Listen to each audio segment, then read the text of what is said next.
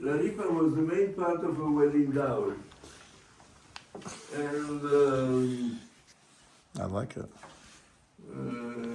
it's practically she survived Francesco for 10 years practically. So when Francesco died, she inherited again the property, and then she left it to her second daughter when she died herself. She Sophia. left the property to her second daughter Marietta, because the first daughter was a nun in a convent in which Lisa died. And so being a nun, she couldn't get heritage. So it's the second daughter, and the second daughter married the Frescobaldi. The Frescobaldi family is a very important family in the wine. They have many properties in Tuscany. And so this property finished in the patrimony of the Frescobaldi. But the Frescobaldi, till the 1500, they had everything, all their properties in Chianti. Then at the beginning of the 1500, they sold everything and bought on the other side of the river, above Pontassieve, on the eastern bank of the Arno. And where incidentally I have another property just next to them. And so this property went on the market, and there I've lost the track because it was impossible to follow. I'll have to make more researches, but it's a very, very long story, because very, very difficult to find, because many documents were held by the state, but many by the Duchy of Tuscany. Then every city had its own documents, and then the church has some of the documents. So you must look everywhere. And for instance, this part of Tuscany, Chianti, has often passed under Siena and under Florence. They fought very much around it. Yes. Oh, yeah. And there is a national Siena and Florence were there is a national arch archive in enemies. Florence and a national archive in Siena. So the researchers, because you cannot go there and watch the books, because they're too old, they would be damaged. So the researchers that are authorized in Florence are generally not authorized in Siena, because there's a kind of mafia, between the researchers for getting money. So practically you have to pay double researchers plus those on the church, and it's very complicated. Not easy. So after the 1500s, it's difficult to track until when? Exactly, until when? because Like there were too many passages. I've lost. I know from whom my father bought in 1941. So I could go back to the end of the 1800s. But then from the 1800s to 1500s, like 300 years. I up in that period, yeah. But you do know, it was Mona Lisa's father who had it back then. Absolutely. You have those records. Absolutely. But then for 300 years, well, who cares who had it then? No, it's always interesting. No, I know. You always find funny stories behind these things. So all these vines, are they like from? No, the vines have been they're all changed. different? They were, the vines, we keep the vines in Tuscany generally a maximum of 40 years. Okay, but they're trees that are from the 1300s around here. The trees, Yeah. Many of the olive trees are very old, not back to the 1300, but olive trees can live very, very long. Do they still, blossom the olives?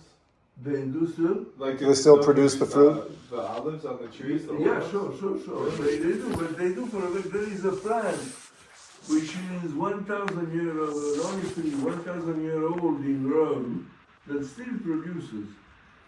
That's amazing. It's a monument naturally because it's such an old plant, but Yeah. when the vines, you can Get one of those olives and then vineyards plant it. being 100 years old in France. Yeah, my grandpa had vines in his Yeah, house. but the limit is 110, 120, you cannot go any further. But the point is, that if you are producing wines that sell for $2,500 per bottle, It's like like a Chateau Mouton or something like that, you can carry on, because the more the vines get older, the better the wine comes out from these vines. But the less they produce. That's So why. practically there's a balance, you know, that you must keep. At a certain moment, you should sell the bottle for for such a figure that you will never sell them. Yeah. So that's the point. Naturally, you know, the 10,000 figures acres. of Napoleon III, who created that system in France of the Grand Chateau, Grand Cru, that has changed all the spectrum of the production in France. And the Grand Cru can do what they want. They can ask any figure. I have the figures of Chateau Mouton auction sale, because they sell, if you go to Chateau Mouton or Chateau Lafitte, knock at the door and say, I would like to buy a bottle or a case of bottle, they would say, I'm sorry sir, we don't have any wine here.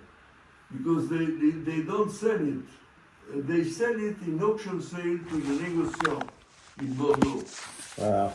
And then the négociants do the rest. They keep the wine and do all the rest. So I have the figure of Chateau Lafitte, not Chateau Mouton, of 2010, sold in April 2011. So the wine was only 1 year old, and it had to stay another 3 years in the barrels before being delivered. And they paid $1,000 per bottle. For a 4-year-old wine. Imagine, for the wine that they will collect 3 years after. Yeah. So it's a genius of Napoleon III. You know, the French Yeah. are always very keen about Napoleon I, but they always forget Napoleon III, who had the big defect. Help their economy. No, you know, he did what apparently Trump would like to do in America. I mean, he has been elected as president of the Republic. I'm talking of Napoleon III. And then he decided to become emperor.